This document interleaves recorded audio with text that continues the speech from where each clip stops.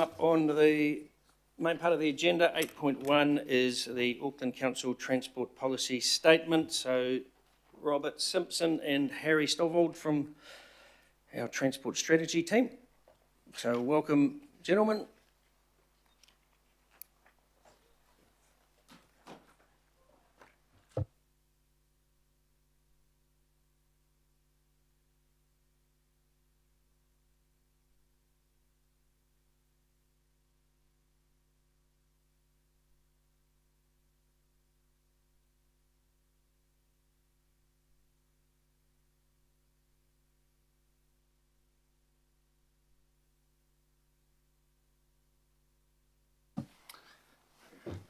Well, kia ora koutou. Good morning, everyone. I am Robert Simpson, the manager of the Transport Strategy team for new councillors and hokura members around the table. And beside me is Harry Stovald, who is a senior advisor within the team.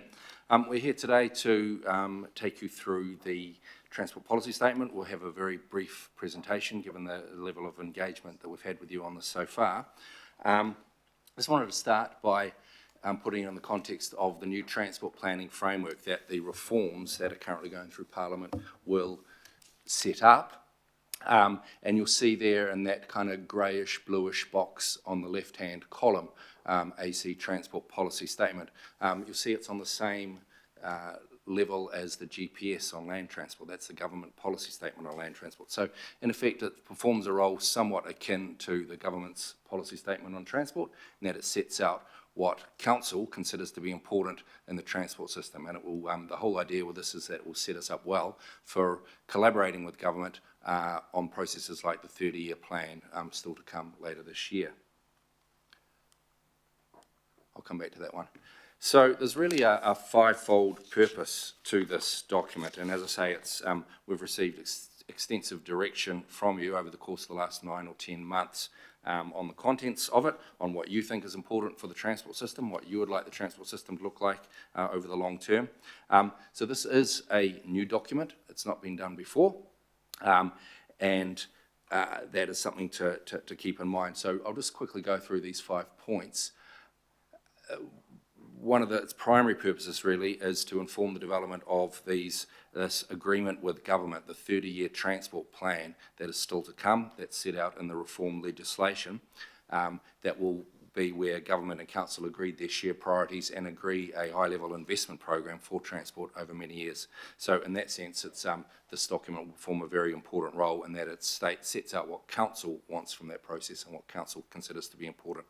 And also the RLTP, the Regional Land Transport Program, most of you will be familiar with that. That's the 10-year investment program, quite detailed in nature. There's a legislative, or at least there will be a legislative link between the Transport Policy Statement and these other two documents once the bill is passed into law. So there is no legislative requirement to develop a transport policy statement, but there is a relationship to these other processes that actually dictate where the money is going to go. So very important in that sense. This document is already providing direction for staff across the council group as they develop proposals for potential investments to be included in the RLTP, which will be coming to you in the not too distant future. Initially through the LTP processes, but subsequently through the RLTP itself. As I say, this is the first time that council has actually set out in a very comprehensive fashion what it wants from all aspects over the long term, all aspects of the transport network over the long term. So it's a clear public statement for the public, for stakeholders, for government, about what council considers to be important. As you know, the new Auckland Regional Transport Committee will be set up once the bill has passed into law. It will have, amongst its 7 members, will include 3 council representatives. This document provides them with support and direction to some extent as to what council wants and in terms of positions they might consider taking on this when they're on the committee. And lastly, the new public transport CCO will be set up, and this document will provide high-level direction for it. So just to go back a slide, and the 3 key transport documents that you have been engaging on over the course of the last few months and will be engaging on even more extensively over the next 12 to 18 months set out there. You will have, I should say, statutory role in approving both the 30-year transport plan and the regional land transport plan. This is a new thing, so this gives life to the intent of the reforms to bring greater democratic accountability and greater democratic input into key decisions around the transport sector. This is what it looks like. So the TPS, as I say, sets you up. TPS Transport Policy Statement sets you up for these processes still to come.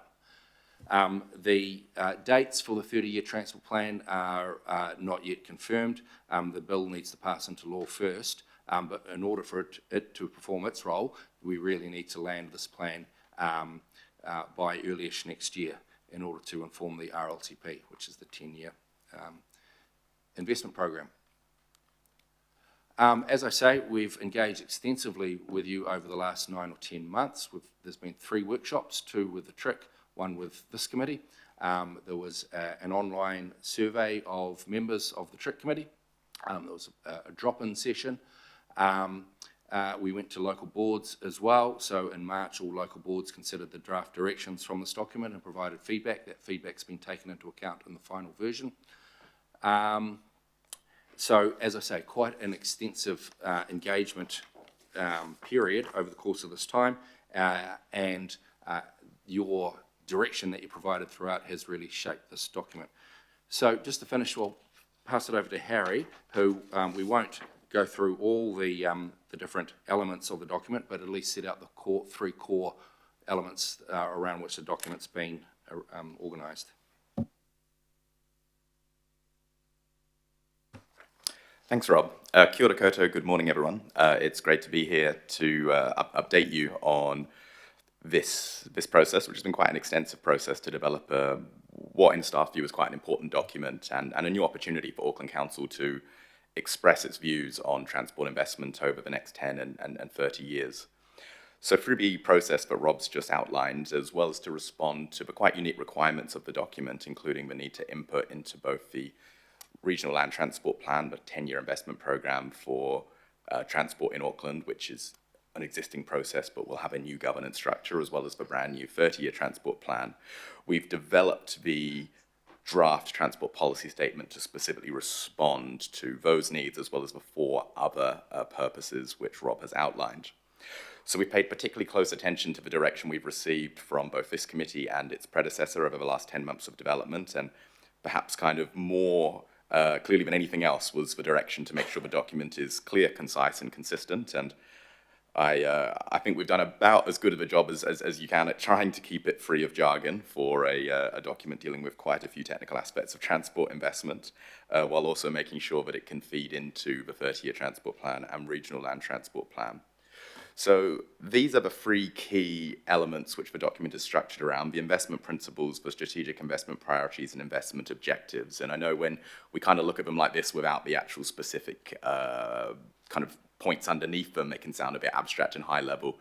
Won't run through them in too much detail, but just to kind of outline the purpose that the different elements serve. So first up is the principles, which is the how transport investment decisions should be made in AC's view.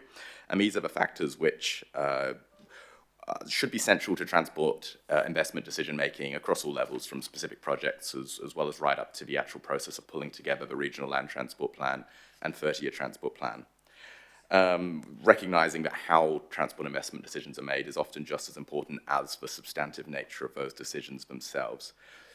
And so the 7 investment principles we've got sitting under there in the proposed document is value for money and affordability, deliverability, transport and land use, Te Ao Māori, listening to Aucklanders, evidence-based decisions, and transparency and accountability.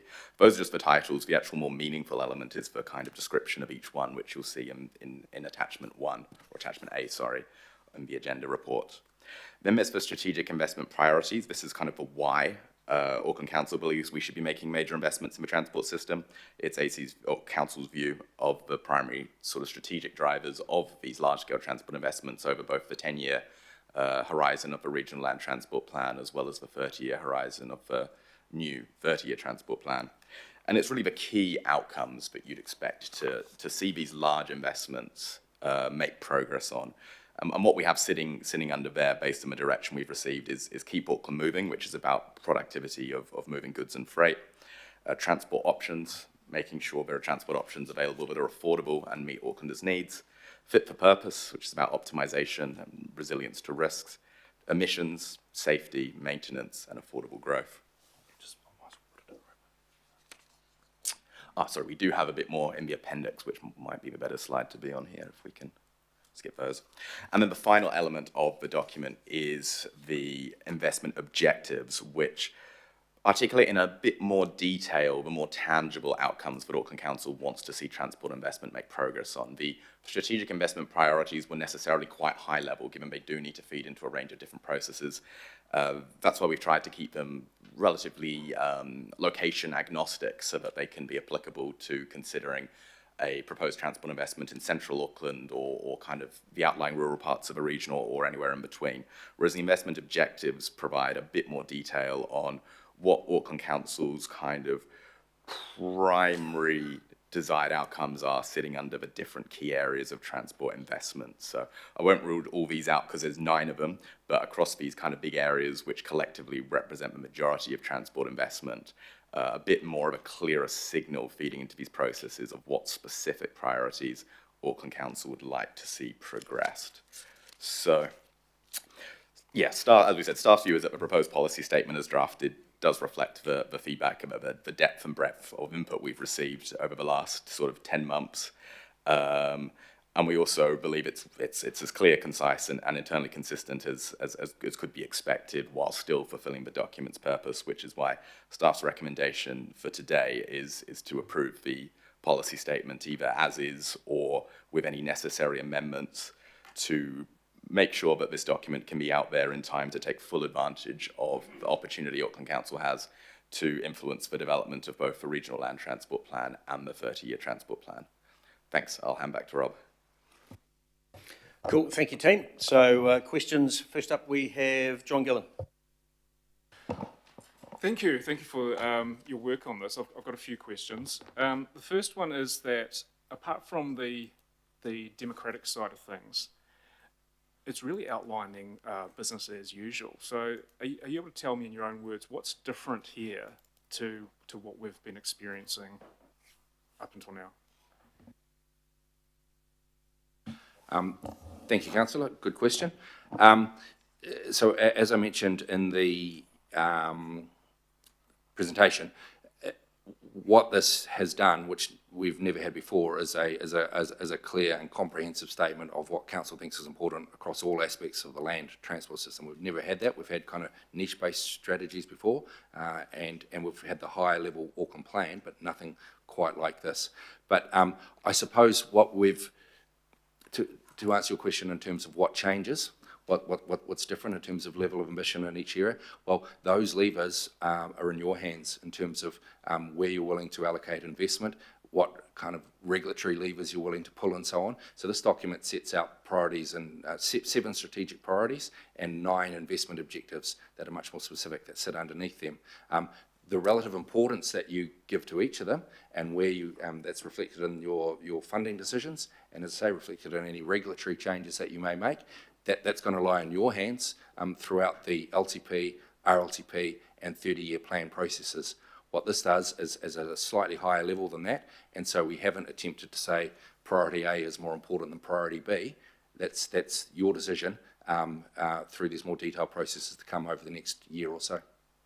Okay, thank you. So I take from what you said there that then this will not become a straitjacket for us, because that's there's advantages to having policies in place because it helps with guidance and day-to-day decision making, but it can also become a straitjacket because staff will only advise within the boundaries of existing policies that are being adopted in that. So because this is a brand new world in a way with transport coming in-house, if we have something that's a bit outside the box that we want to try and we want to implement, can I have some guarantees that this will not be a straitjacket and prevent us from actually being able to do some things that we've been wanting to see? I mean, it's always at your collective discretion if you wanted to do something that's not in here, if you wanted to change this, if you wanted to request advice for something that's not in here, that's the ball's in your court in that regard. So no, not a straitjacket. Having said that, it is, we have been through an extensive process, so we hope it has some longevity, and we hope that it provides direction for the staff around the council group, most of whom are currently in AT, of course, as they develop proposals to bring to you for your consideration as part of LTP and RLTP. Thank you. My last question is that the government's made it very clear that they want local boards to have specific powers and delegations. However, to some extent, it's up to the governing body as to what is given to them. But there's no real mention of local boards in here, and the section involving democracy and decision making is very sort of high level. It's just involve the elected members in decision making. It's not the elected members will have decision powers and the local boards will have decision making over local aspects and things like that. Can you just explain why we've gone a bit higher level in that? Yes. So we, throughout this process, there has been, yes, we know that local boards will have an enhanced role in transport. The bill sets out some details. We haven't seen the bill hasn't yet passed into law, so there's still some uncertainty around that. So we deliberately steered clear of questions about governing body does this, local boards do that. We've just kept it higher level, as you say, about elected members, and there's also, of course, uncertainty around how local boards were funding. We haven't, this process doesn't engage with those questions. They've been dealt with elsewhere. So when we refer to elected members, we're referring to you collectively as well as local board members. We make no judgments or distinction in terms of who does what in any particular area. Thank you, and apologies, I actually did have one more question. On page 10, there's a green box that covers large projects, and in that, it reads as though the council does not support these projects. In particular, it singles out the additional Waitemata Harbour Crossing as not being supported and points to a resolution from December 2023. So what's the intention of including this in here? Is this something that the government's aware of, or is this something that we needed to be clearer with in the deal with government, that we don't support these projects? So the main purpose of the box that you're referring to on page 10 is around, there is a 30-year plan process to come where council and government will be working together to agree their transport priorities for Auckland, and then work out how that will be reflected in terms of investments in projects, both big and small. And what we're saying here is that is the appropriate place for government and council to collectively decide what are the most important projects for Auckland. Okay, thank you. Thanks, John. Tau. Thank you, Chair. During the engagement round, Mana Whenua raised a number of concerns. How are those concerns reflected in the document? So yes, we engaged with 19 iwi groups across the course of this process. It wasn't always specifically about the TPS. It was about high level, what is important to you in terms of the transport system. And I think so if you look at the report that we've put together there, paragraph 55 in particular, it talks about some of the key themes that came out of this engagement around addressing transport inequities, reducing emissions, minimising environmental harm for the transport system. These are reflected in the 7 strategic priorities that we've got there. Affordable transport options as well, as you know, it's one of the priorities in there too. So I think those high level themes are reflected in there. There were some specific things around access to marae and papakainga, unsealed roads and so on. This isn't really the document for that, but though all those concerns have been collated and passed on to the people doing the work on the more detailed stuff in the RLTP and so on. So, given that what we have in front of us is better than its predecessor,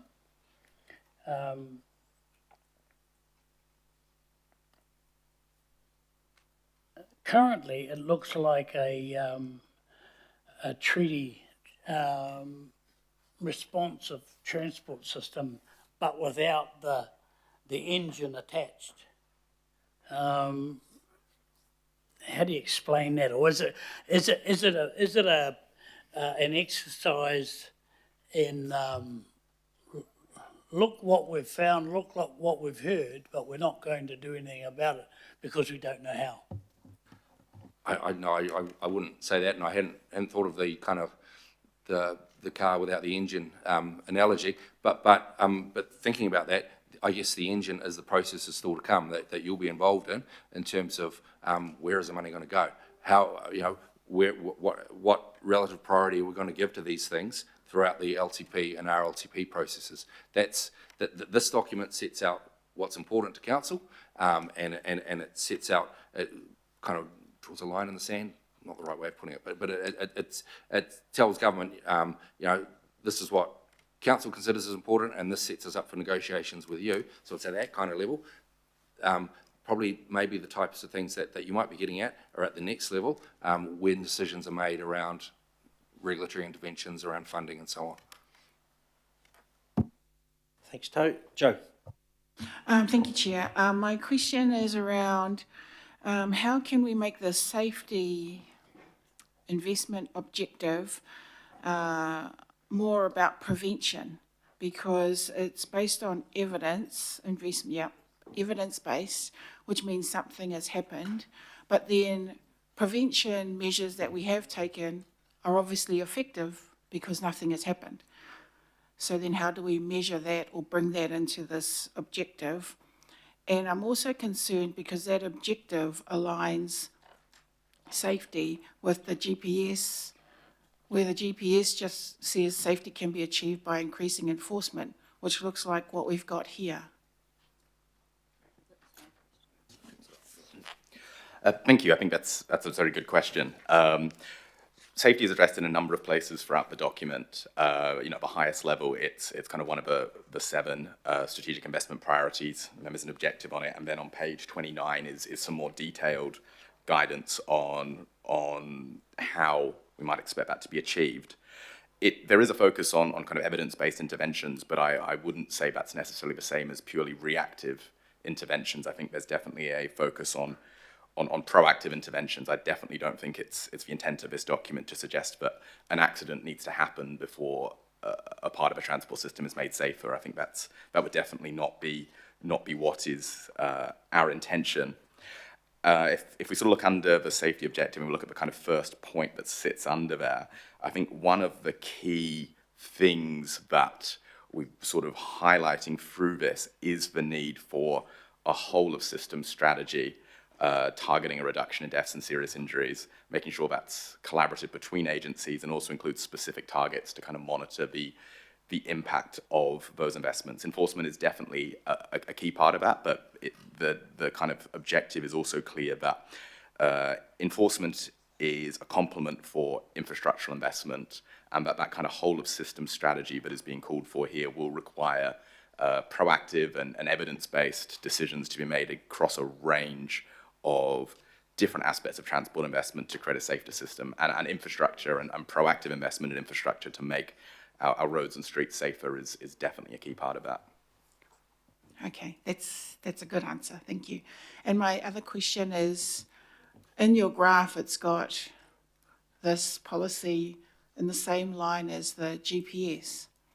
So what weighting will this policy have on the GPS? Because experience shows that GPS is solely political, and we're pretty much rushing around to figure out what we're going to spend the crumbs on that the government gives us. So the GPS is, this is council's equivalent of the GPS, albeit it doesn't have quite the statutory standing that the GPS has. So we wouldn't necessarily expect this to have a direct influence on the GPS, though it may well do. You know, it's out there now, at least it will be hopefully after today, and the government may well take that into account as they draft the GPS. And of course, it also informs our submission. So in due course, probably in a month or 2 from now, they will put out a draft GPS and we will make a submission on it. And we've got, you know, to a certain extent at least, this gives us our writing orders for that submission. Both the GPS and the our transport policy statement come together, as I say, in this 30-year plan. So that's when there'll be back and forth between council and government on what is important in the transport system, what do we want out of it, and therefore what kind of investments are we going to fund. So there'll be plenty of opportunities to come, far more than has been the case in the past, for that toing and froing and that negotiation, collaboration with government to get an agreed set of outcomes. Thanks, Joe. Daniel. Good morning. A couple of questions from me. How does this draft document talk to the Auckland deal? So the Auckland deal did highlight a couple of high-level projects, large projects, and I suppose the Auckland deal, we didn't have access to it until very late in the piece. We went through and made some amendments in line with it, but nothing fundamental.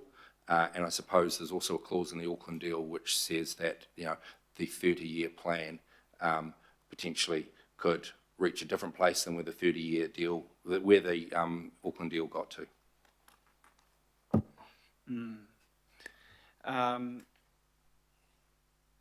Similar question to what Councillor Gillen raised. I can support this document, but for page 10, the green box. Why don't you take the green box out? I'd like to vote for this, but if the green box is in there, I have a problem. The green box is quite,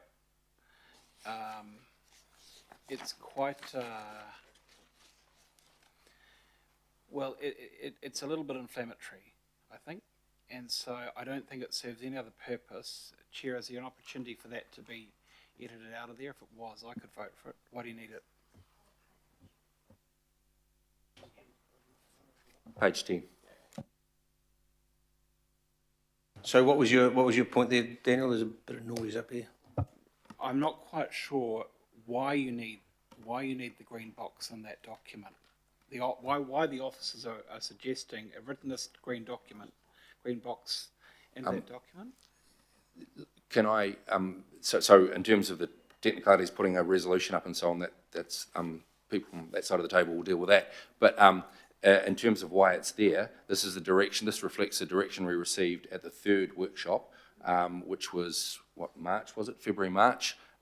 We put up 3 options around how to deal with large projects, and we landed kind of from option 1, which was basically, I don't remember the specifics, but essentially they got from weaker in option 1 to very strong at option 3, and the consensus of the group around the table, consensus is the wrong word, but the direction we received from around the table at their workshop was somewhere between option 2 and 3, which is reflected in the green box on page 10.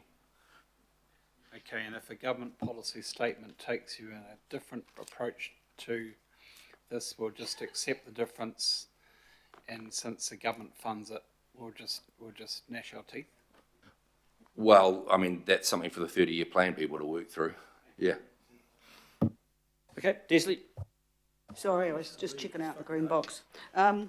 My question also follows on from Councillor Gillen a little bit. I just want to make sure that we've got enough flexibility in here around things like technology change. I mean, this is a long-term document. Can you give me confidence that there is that flexibility in there? Because, I mean, it's changing by the second. Thank you. I think that's another really important question, something that's been considered both by officers in the drafting phase and also worked through in a couple of the workshops. I don't recall if it was one this year or perhaps the ones before the election last year. Technological change and the impact that will have on the transport investment decisions that Auckland needs to make is definitely reflected in the document. Probably most directly in fit for purpose as one of the 7 strategic investment priorities, talking about optimization for current and future demands, as well as resilient to both risks and trends. We didn't have a kind of real standalone priority on technology kind of for the sole purpose that it would itself become out of date quite quickly because of the technology that we're thinking about today. Of course, I'm sure a lot of that will continue to evolve over the next 3 decades, but there is a very high likelihood there will be technology that needs to be integrated into Auckland's transport system over the coming decades that we're just not even really aware of right now. So I think the document, it does mention, mention is probably not the strong enough word, it really does emphasize the need for the technology, but we are aware of dynamic lanes, sort of bus booster style interventions, making sure the system is able to support the adoption of lower emission technologies across a range of vehicle types. That is really emphasized, but so too is the need for a kind of higher level embedding of making sure that decisions are always considering the technology, both of the present and what is likely to emerge, because we don't want to be making billion-dollar investments that are quickly ruled out of date due to incompatibility. I think that's definitely something that the document does stress. Thank you, because that was exactly my point. You don't want to put an investment in something that tomorrow could be fixed and, a cheaper option. Thank you. Thank you. Sarah? Thank you. A couple of questions based on the local board feedback. A few of the local boards raised or passed resolutions supporting the inclusion of some stronger wording around alignment with Te Taurukea Tawhiri. Has that been considered? And then same question, but this time for Avondale, Southdown, a few resolutions, I think 3 slightly different local boards passed resolutions supporting the inclusion of some wording around that. Have either of those 2 things been considered? So on the question of Avondale to Southdown, I mean, that fits in the same basket really as the other large projects. I mean, it's not listed on page 10, but again, it's something that won't be funded by council, but it is something that will need to be dealt with and prioritised against everything else through the 30-year plan process. So, I'm sorry, that seems to be my answer to many questions, but it's just the nature of it. Harry will talk specifically around Te Taurukea Tawhiri. Yeah, thank you. And again, emissions is something that has come up and been worked through throughout the development process, including through the local board feedback, including through the mana whenua engagement and through the workshops, both with this committee and its predecessor before the election. So the document on page 20 does, underneath the emissions strategic investment priority, does mention Te Taurukea Tawhiri and how reducing transport emissions is a key priority for Auckland, noting that Te Taurukea Tawhiri particularly stresses the need for emissions reduction from the transport sector to contribute to the broader strategy there. And you'll see also sitting underneath that, when the document talks about the types of transport investments that will contribute or need to contribute to transport emissions reduction, you'll see the full breadth of investments and broader decisions which are included in Te Taurukea Tawhiri. So that includes investment in public transport, walking and cycling, investment to ensure that the electrification of the sort of different parts of the regional vehicle fleet can be undertaken effectively, as well as broader alignment between transport investment decisions and land use decisions to really contribute to the ability to reduce transport emissions. That's a really strong one, and that's actually embedded quite strongly throughout the document. I mean, emissions is a key benefit of that, but there are also a lot of others as well. So there are definitely quite a few places throughout the document where I think the direction from Te Taurukea Tawhiri is included, and some of that has been strengthened directly as a result of that local board feedback, particularly around the integration of transport and land use decision making and the role that needs to play in long-term emissions reduction. Thanks, Sarah. Maggie?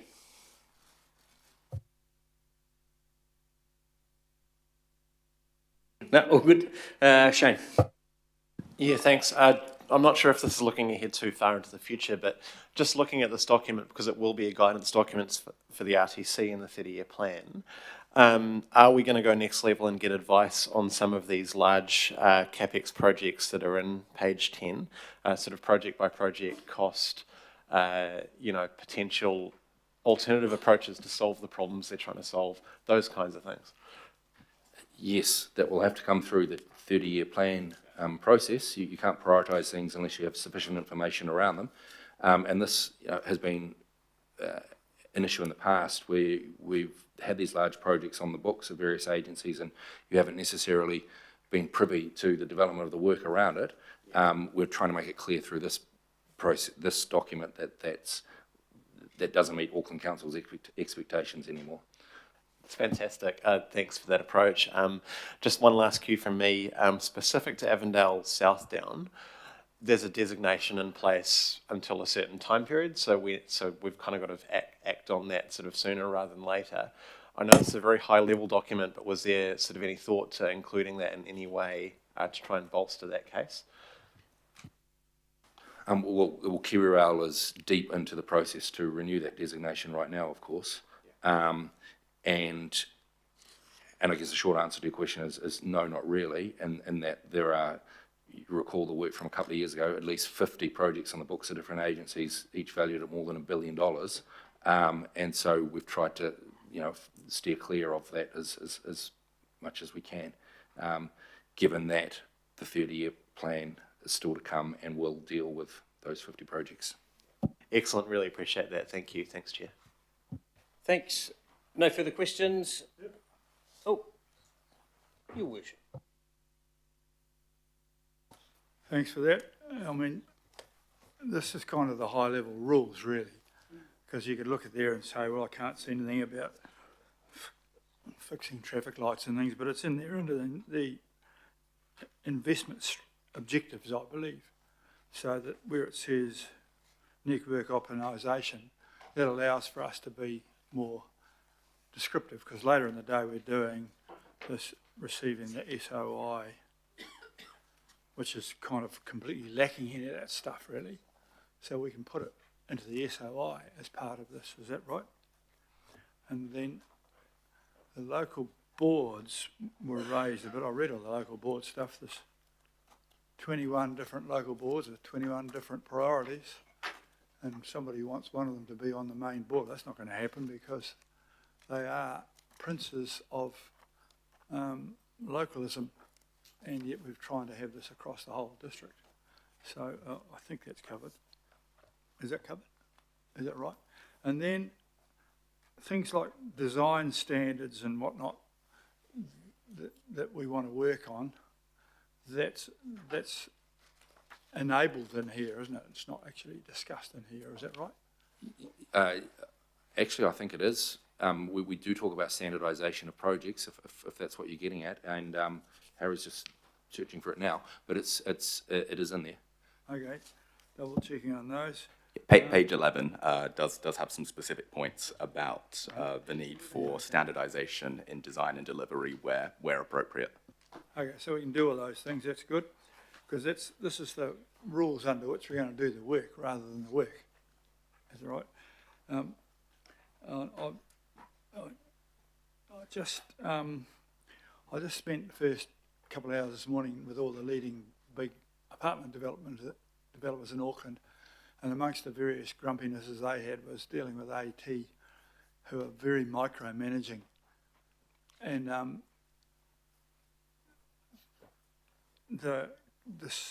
in Orbital, we want to be able to link our transport capital to decisions about regional growth. I think that's in the ability to do that's in here as well, but I just want to make sure that that's right. Is that right? Okay.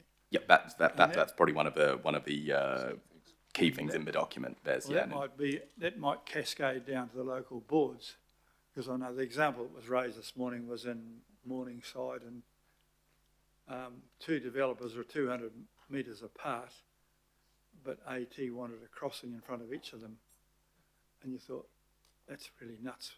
That's where we want the local boards to have the say rather than AT. And so there is a case for local boards to make better decisions, and they can do that within the linking transport capital decisions to regional growth. That'll be what determines how they make a sensible decision. Is that right? Yes, so there's certainly nothing in here that precludes those kind of decisions being made at the appropriate level. That's sure. Sorry, and just your wider point around supporting growth and doing so in an affordable way actually probably gets back to Councillor Gillen's question earlier on. I probably should have mentioned it then when you asked about something that's a bit different. There is a bit of a different policy direction in here, in that we've been much more direct, and this is in response to your feedback as well, around not just supporting growth but doing so in an affordable way.